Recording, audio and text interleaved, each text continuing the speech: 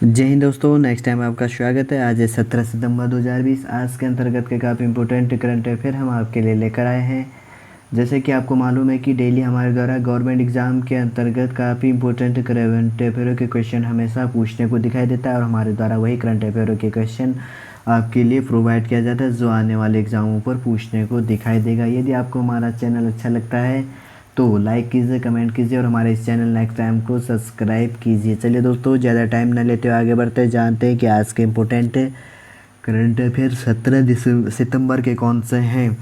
आज का हमारा पहला क्वेश्चन कौन सा है? आज का हमारा पहला क्वेश्चन है, हाल ही में भारत की पहली एंटी सैटेलाइट का नाम बताओ जिस पर डाक विभाग ने स्टैम्प जारी किया है। ऑप्शन ए है इसके अंतर्गत ए सेट, ऑप्शन बी है इसके अंतर्गत पे टी सेट, ऑप्शन सी है आर सेट, ऑप्शन डी है जेड सेट। तो इसके अंतर्गत का हमारा राइट आंसर क्या है? हाल ही में क्या किया है? भारत की पहली एंटी सैटेलाइट जिसका नाम क्या है? ए सेट नाम पर क्या किया गया? हाल ही में एक डाक टिकट को लॉन्च कर दिया गया। किसके द्वारा? डीआरडीओ के द्वारा किया गया था। पहली एंटी सैटेलाइट जिसको कब लॉन्च किया गया था? उड़ीसा के एपीजे अब्दुल कलाम द्वीप, जिसको पहले क्या कहा जाता था? व्हीलर द्वीप भी कहा जाता था, वहाँ पर से कब किया था? उसको लॉन्च किया था 27 मार्च 2019 को। ठीक है ना? कब किया था? 27 मार्च 2019 को। कहाँ से किया गया था? उड़ीसा के अब्दुल कलाम द्वीप से किया था। किस इसका नाम क्या है? ऑप्शन ए सेट को लॉन्च किया था, जिसका नाम क्या था? मिशन शक्ति। उससे ही क्या किया गया था? इसका प्रक्षेपण किया गया था। ठीक है। डीआरडीओ की बात करें तो किस रूप से मैं बता देता हूँ। डीआरडीओ का spelling defence research and developed organisation. DRDO का फुल फॉर्म होता है। फाउंड कब किया गया था इसको? 1959 ईस्वी में। ठीक है ना? और यह है डीआरडीओ का। इस प्रकार से इसका हेडक्वार्टर नई दिल्ली में है। मोटो की बात करें तो वलस्य मूलम विज्ञान strength and origin and Egypt science, English में इसका मोटो है। अगर इसकी बात करें तो यह काम क्या करता है? इक्विपमेंट बनाने का, हथियार बनाना तथा उनको डिजाइनिंग करने का काम करता है। ठीक है ना? और कुछ किसके साथ सहयोग के?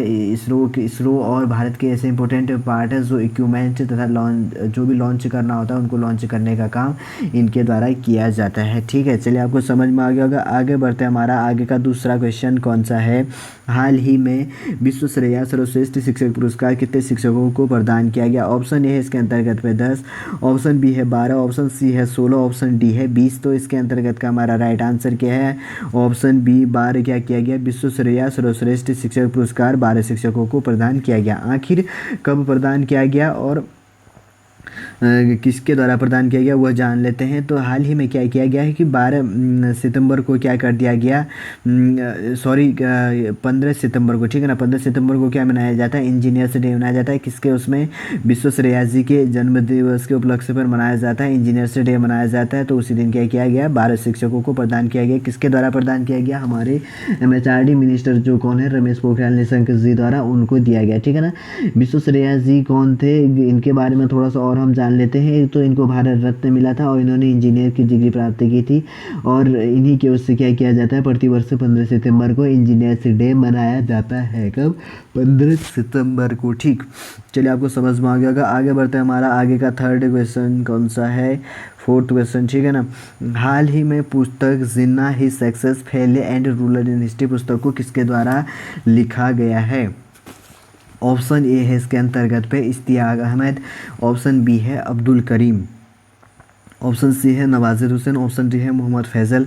तो इसके अंतर्गत का हमारा राइट आंसर क्या है? ऑप्शन ए इश्तियाक अहमद के द्वारा क्या किया गया? हाल ही में एक पुस्तक जिसका नाम क्या है? Jinnah his success failure and role in history पुस्तक को इश्तियाक अहमद के द्वारा लिखा गया। मैं बता देता हूँ इश्तियाक अहमद कौन है। ये रहे इश्तियाक अहमद। इन्हीं के द्वारा क्या है कि जिन्ना की इस पुस्तक को लिखा गया। ठीक है ना? देखिए, Jinnah his success failure and role in history इस रूप से बनाया गया। ये रहे मोहम्मद अली जिन्ना। इनको पाकिस्तान का फादर भी कहा जाता है क्योंकि इन्होंने क्या किया था? पाकिस्तान का निर्माण किया था। ठीक है ना?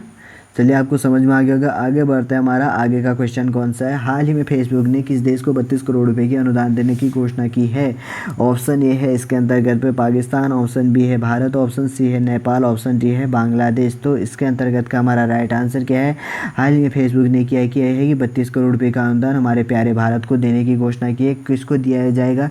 अब हम ये जान लेते हैं कि भारत में जो इनके वर्कर हैं, काम करने वाले, जो शॉर्ट रूप से कहाँ कहाँ पर है? दिल्ली हो गया, गुरुग्राम, मुंबई, हैदराबाद और बेंगलुरु, जिन शहरों में क्या है कि फेसबुक के क्या है कार्यालय हैं, उनमें क्या किया जाएगा 3000 से जो अधिक छोटे व्यवसाय हैं उनको क्या दिया जाएगा, इसके अंतर्गत पे निधि प्रदान किया जाएगा। ठीक है ना। और ये किनको दिया जाएगा, जो छोटे व्यवसाय तथा अनुदान वाले कार्यकर्ता हैं उनको, कार्य वाले हैं जो कार्यक्रम वाले हैं उनको इसके अंतर्गत पे प्रदान किया जाएगा। फेसबुक इसकी कंपनी है मार्क जुकरबर्ग की। इसका हेडक्वार्टर कहाँ पर स्थित है, अमेरिका के अंतर्गत पे हो गया। ठीक है, चलिए आपको समझ में आ गया होगा। आगे बढ़ते हैं, हमारा आगे का क्वेश्चन कौन सा है। आगे का क्वेश्चन हमारा, हाल ही में बैकयार्ड बागवानी कार्यक्रम को किस कहाँ पर आरंभ किया गया है। ऑप्शन ए है इसके अंतर्गत पर जम्मू कश्मीर, ऑप्शन बी है लद्दाख, ऑप्शन सी है दिल्ली, ऑप्शन डी है बिहार। तो इसके अंतर्गत का हमारा राइट आंसर क्या है, जम्मू और कश्मीर में क्या किया, हाल ही में बैकयार्ड बागवानी कार्यक्रम को शुरू कर दिया गया है। ठीक है, इसमें जम्मू के ज़िले में मरह ब्लॉक है। ठीक है ना, क्या है मरह ब्लॉक में पंचायत जसवाल में CAPX योजना के तहत क्या किया गया, इसको लॉन्च किया गया। किसके तहत, CAPX के तहत इसको लॉन्च किया गया है। कार्यक्रम के तहत क्या है कि मरह क्षेत्रों में 600 घरों को कवर करके, ठीक है ना, 200 रुपये की कीमत के कम से कम 3 फलों के पौधों पर क्या किया जाएगा, 90% अनुदान के साथ किसानों के बीच वितरित इसके अंतर्गत पे किया जाएगा। क्या किया जाएगा, जो वहाँ पर 700 घरों को कवर करके 200 रुपये की कीमत के कम से कम, ठीक है ना, 3 फलों के पौधों पर क्या किया जाएगा, 90% अनुदान के साथ किसानों के बीच वितरित यहाँ पर किया जाएगा। जम्मू कश्मीर की बात करें तो इसकी कैपिटल कहाँ पर, जम्मू कश्मीर का क्या है कि अभी वो बन गया। ठीक है, हमारा क्या है, ये राज्य है, केंद्र शासित प्रदेश। तो ये हमारा क्या है, केंद्र शासित प्रदेश ये हो गया जम्मू कश्मीर। इसकी कैपिटल कहाँ पर स्थित होगी, श्रीनगर पर होगी। और इसके अंतर्गत पे एक नया यूनियन टेरिटरी कौन बना, लद्दाख बना। यहाँ पर राज्यसभा की 4 सीटें तथा लोकसभा की कितनी सीटें हैं, 5 सीटें इसके अंतर्गत पे यहाँ पर हैं। ठीक है, चलिए आपको समझ में आ गया होगा। आगे बढ़ते हैं, हमारा आगे का क्वेश्चन कौन सा है। आगे का क्वेश्चन है हमारा, हाल ही में अटल बिहारी हिंदी विश्वविद्यालय का उद्घाटन किस राज्य में किया गया। ऑप्शन ए है इसका उत्तर प्रदेश, ऑप्शन बी है इसके अंतर्गत पर गुजरात, ऑप्शन सी है मध्य प्रदेश, ऑप्शन डी है इसके अंतर्गत का हमारा कर्नाटका। ठीक है ना, तो इसके अंतर्गत का हमारा राइट आंसर क्या है कि अटल बिहारी हिंदी विश्वविद्यालय का उद्घाटन ऑप्शन सी मध्य प्रदेश में किया गया। कहाँ किया गया, मध्य प्रदेश में किया गया है। कहाँ पर, किसके द्वारा किया गया, वहाँ के मुख्यमंत्री शिवराज सिंह चौहान जी के द्वारा। किसके द्वारा, मैं मैप पर बता देता हूँ मध्य प्रदेश कहाँ पर स्थित है, ये रहा मध्य प्रदेश। ठीक है, ये रहा मध्य प्रदेश। और इसका गठन कब हुआ था, 1 नवंबर 1956 ईस्वी में। ज़िले कितने हैं, 53+3। अभी 3 नए बने 2020 में, जिनका नाम क्या है, चाचौड़ा, नागदा और क्या है, मेहर। ठीक है ना। और यहाँ पर के मुख्यमंत्री कौन है, शिवराज चौहान। राज्यपाल कौन है, लालजी टंडन। और राज्यसभा की 11 सीटें तथा लोकसभा की 29 सीटें तथा विधानसभा की कितनी सीटें हैं, 230 सीटें इसके अंतर्गत में यहाँ पर हैं। ठीक है, चलिए आपको समझ में आ गया होगा। आगे बढ़ते हैं, हमारा आगे का क्वेश्चन कौन सा है, हाल ही में ओजोन परत संरक्षण दिवस कब मनाया गया। ऑप्शन ए है इसके अंतर्गत के 15 सितंबर, ऑप्शन बी है इसके अंतर्गत 14 सितंबर, ऑप्शन सी है इसके अंतर्गत में 16 सितंबर, ऑप्शन डी है 17 सितंबर। तो इसके अंतर्गत क्या किया जाता है, प्रतिवर्ष ओजोन परत संरक्षण दिवस ऑप्शन सी 16 सितंबर को मनाया जाता है। ठीक है, इस दिन ओजोन परत के ह्रास के बारे में लोगों में जागरूक फैलाने के लिए क्या किया जाता है, 16 सितंबर को ओजोन परत संरक्षण दिवस मनाया जाता है।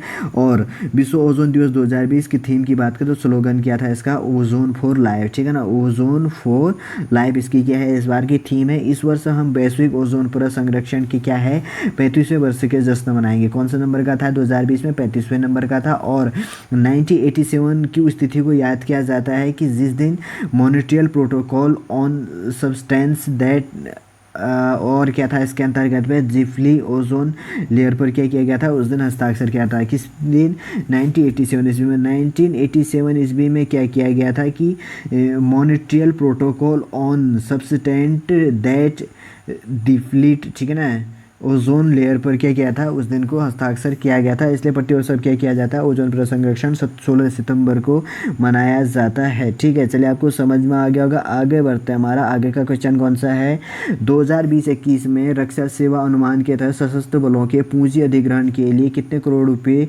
की राशि आवंटित की गई है। ऑप्शन ए है इसके अंतर्गत पे, ऑप्शन ए कितना है, 20,000 हो गया, 20,000 करोड़ रुपए। ऑप्शन बी है 60,000 करोड़, ऑप्शन सी है 85,500 करोड़, ऑप्शन डी है हमारा 90,048 करोड़। ठीक है, ऑप्शन डी क्या है, 90,048 करोड़। तो इसके अंतर्गत का हमारा राइट आंसर क्या है, ऑप्शन डी 90,048 करोड़ का क्या कर दिया गया है, 2020-21 में रक्षा सेवा अनुमान के तहत सशस्त्र बलों के पूंजी अधिग्रहण के लिए क्या है 90,048 करोड़ रुपए का आवंटित किया गया है। प्रतिवर्ष इसमें भी वृद्धि कर दी गई। लगभग इस साल क्या है कि 9,000 करोड़ रुपए का प्लस में वृद्धि की। कितना 9,000 करोड़ अधिक क्या कर दिया गया, इस बार से बढ़ा दिया गया। इसके अंतर्गत क्या करेंगे, जो भी प्रोसेस होगा इस पर इनके द्वारा मैनेज किया जाएगा। ठीक है ना। चलिए आपको समझ में आ गया होगा। आगे बढ़ते हैं हमारा आगे का क्वेश्चन। प्रधानमंत्री गरीब कल्याण पैकेज बीमा योजना का विस्तार कितने समय के लिए कर दिया गया है। ऑप्शन ए है इसके अंतर्गत पे 30 डे के लिए, ऑप्शन बी है 60 दिन के लिए, ऑप्शन सी है 90 दिन के लिए, ऑप्शन डी है 120 दिन के लिए। इसके अंतर्गत का हमारा राइट आंसर है कि प्रधानमंत्री गरीब कल्याण पैकेज बीमा योजना का विस्तार कितने दिन के लिए कर दिया गया है और पहले 90 दिन के लिए इसको बढ़ा दिया गया। इसका मतलब ये है कि 3 दिन के लिए और इसके अंतर्गत पे बढ़ा दिया गया। पहले क्या था कि ये एक्सपायर हो गया था, ठीक है ना, और इसको बढ़ा दिया गया है। और प्रधानमंत्री जो गरीब कल्याण जो पैकेज बीमा है इसके अंतर्गत क्या किया जाता है कि जो स्वास्थ्य कर्मचारी है उनको क्या किया जाता है, अगर उनकी डेथ हो जाती है तो 50 लाख रुपए का उनके नाम पर क्या होता है, बीमा होता है, जिसका प्रॉफिट क्या होगा उनके परिवार को मिलेगा। ठीक है। ये कब से शुरू किया गया था, 30 मार्च से शुरू किया गया था 90 डे के लिए। तब से क्या हो गया, ये एक्सपायर हो गया और नया इसको अभी वापस शुरू कर दिया गया है। ठीक है। चलिए आपको समझ में आ गया। आगे बढ़ते हैं। हमारा आगे का क्वेश्चन कौन सा है, आगे का क्वेश्चन है हमारा, हाल ही में हवाई वाहक संशोधन विधेयक 2020 लोकसभा में पारित हुआ और इसके अंतर्गत कितने प्रावधान पारित किए गए हैं। ऑप्शन ए है 2, ऑप्शन बी है 3, ऑप्शन सी है 5, ऑप्शन डी है 6। तो इसके अंतर्गत का राइट आंसर क्या है, ऑप्शन बी 3 क्या गया है। हवाई वाहक संशोधन विधेयक 2020 लोकसभा में पारित हुआ और इसके अंतर्गत कितने प्रावधान पारित किए गए, 3 प्रावधान। 1939 ईस्वी में इसमें 34 से इसमें संशोधन नहीं किया गया। ठीक है ना। कब से, 1934 ईस्वी से इसको संशोधन नहीं किया गया। हाल ही में 2020 में इसको संशोधन कर दिया गया। इनके अंतर्गत 3 प्रावधानों को राज्यसभा लोकसभा से किया गया था, पहले राज्यसभा में भी इसके अंतर्गत में पारित हो गया था और इसके अंतर्गत पे क्या कर दिया गया है कि हाल ही में वापस पारित इसके अंतर्गत पे कर दिया गया है। ठीक है। अगर इसकी बात करें तो पहले नंबर का क्या है, नगर विमानन, और इसके अंतर्गत पे है, पहला है नगर विमानन महानिदेशालय, ऑप्शन बी है दूसरा है नागरिक उड्डयन सुरक्षा ब्यूरो, और ऑप्शन सी क्या है वायुयान दुर्घटना जाँच ब्यूरो। 3 इसके अंतर्गत पे क्या किया गया है, प्रावधान पारित किया गया। पहला क्या था, जैसे मैंने पहले कहा, नागरिक विमानन महानिदेशालय, और ऑप्शन दूसरा क्या है नागरिक उड्डयन सुरक्षा ब्यूरो, ऑप्शन तीसरा है वायुयान दुर्घटना जांच ब्यूरो। ठीक है ना। चलिए आपको समझ में आ गया। आगे बढ़ते हैं। हमारा आगे का क्वेश्चन कौन सा है, आज का हमारा लास्ट क्वेश्चन है, काफ़ी इंपॉर्टेंट क्वेश्चन है। हाल ही में भारत में 42 साल पहले चोरी हुई भगवान श्री राम, लक्ष्मण और सीता जी की मूर्ति को किस देश से लाया गया है। ऑप्शन ए है हमारा अमेरिका, ऑप्शन बी है कनाडा, ऑप्शन सी है चीन, ऑप्शन डी है ब्रिटेन। तो इसके अंतर्गत का हमारा राइट आंसर क्या है, ऑप्शन डी ब्रिटेन से क्या किया गया। हाल ही में भारत में 42 साल पहले चोरी हुई भगवान श्री राम, लक्ष्मण, सीता जी की मूर्ति को क्या कर दिया गया, भारत में लाया गया है। ठीक है। ये मूर्तियाँ थी, इन्हीं को भारत में लाया गया। अब हम इनके बारे में से थोड़ा और जान लेते हैं कि ये क्या हुआ था, कि कहाँ से चोरी हुआ था। ये पीतल की मूर्तियों की बात करें तो तमिलनाडु में 1978 ईस्वी के आसपास, ठीक है ना, चोरी हुआ था। जो किसकी मूर्तियाँ हैं, पीतल की मूर्तियाँ हैं, और 42 साल पहले चोरी हो गया था। अब क्या, कहाँ से लाया गया, इनको ब्रिटेन से वापस ला दिया गया है। अगर 2014 की बात करें तो अब तक इनके द्वारा क्या कहा है कि नई सरकार ने 40 से अधिक मूर्तियाँ देश के बाहर से देश के अंदर लाने का इनके द्वारा क्या किया गया है, वो बताया गया है। ठीक है ना। चलिए दोस्तों, आपको ये करंट अफेयर आज का समझ में आया होगा। उम्मीद करूंगा दोस्तों आज का करंट अफेयर आपको अच्छा लगा होगा। यदि आपको हमारा करंट अफेयर अच्छा लगे तो लाइक कीजिए, कमेंट कीजिए और हमारे इस चैनल नेक्स्ट टाइम को सब्सक्राइब कीजिए।